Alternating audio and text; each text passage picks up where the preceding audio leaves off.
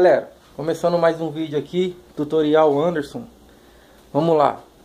Eu montei uma caixa aqui sem módulo, mas ligado no som Aiva.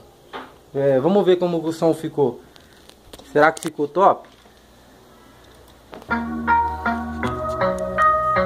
Vamos notar que o volume não tá muito alto, ó. Vai até o 100, tá no 23.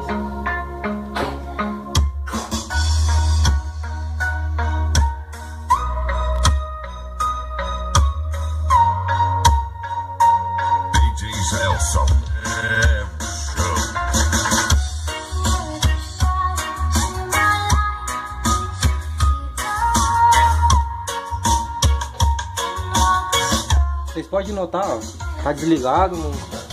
Tem a outra ali também tá desligado. A única que tá tocando é que eu montei.